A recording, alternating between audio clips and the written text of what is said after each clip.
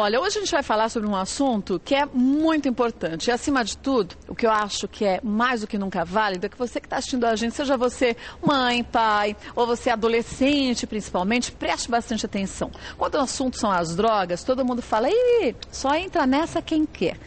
É muito fácil a gente julgar, mas eu acho que o mais difícil de tudo é a gente compreender onde cada pai, cada mãe pode contribuir para que nossos filhos fiquem longe disso. E caso aconteça em família, como resolver isso?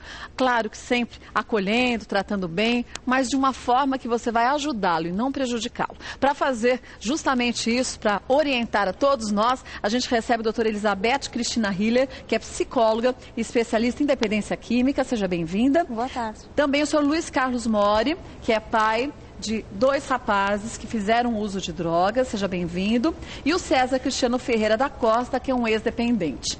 Eu queria começar já agradecendo principalmente a vocês dois, porque a gente sabe como é difícil a gente expor aquilo que a gente passou, aquilo que o César passou e que mais do que nunca serve de depoimento para pais e para filhos que uma vez pensam em entrar nesse mundo ou que já estão e acham que é impossível sair. Impossível nunca é, né? Não, é difícil, mas impossível não.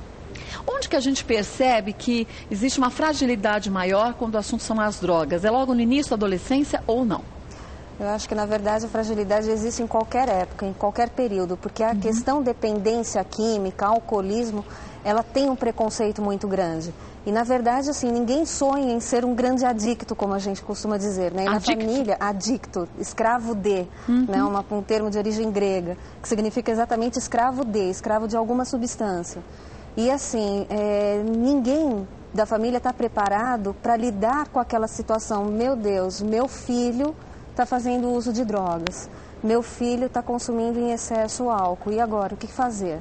A primeira tendência é assim, isso eu vou esconder, ninguém pode saber disso. Mas a primeira tendência não é até a negação? Com você certeza. Negar a ver, porque muitas vezes, eu acho que a grande maioria dos pais não imagina isso. Isso é verdade. A primeira reação realmente é a questão da negação, porque tem todo um ideal, né? O pai, assim que o filho nasce, ele já idealiza, né? Como vai ser o futuro daquela criança. E, de repente, com o passar dos anos, aquela criança se torna um adolescente, começa a enveredar pelo caminho das drogas e do alcoolismo, é difícil para os pais reconhecerem isso e admitirem, porque é uma quebra desse ideal, né? E é extremamente difícil, é como se fosse realmente uma proteção do ego do pai, né?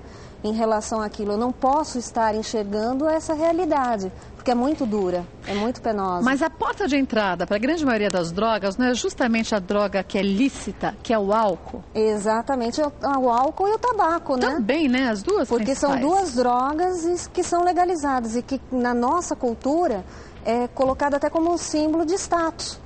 Isso ou de acaba maturidade para adolescente, também, né? É como se fosse um sinal. Muitos pais, na adolescência do filho, não, agora você já é homem, então você vai beber comigo. Né? A questão do próprio cigarro, para se enturmar, para fazer realmente, às vezes, de uma pessoa já madura. Então, acaba utilizando esses recursos que são drogas legalizadas. Inclusive, uma das drogas legalizadas que a gente teria que comentar também são as medicações. Também. Né, que se fazem comum, né, dentro dos lares. Né, os tranquilizantes, né, que seriam os calmantes, os soníferos, que as pessoas usam com uma certa tendência, né, para relaxar, para conseguir dormir, ter um sono mais tranquilo. Ao invés de utilizarem outros métodos, não. É mais fácil chegar numa farmácia e comprar um medicamento, muitas vezes sem a prescrição médica, sem haver a necessidade.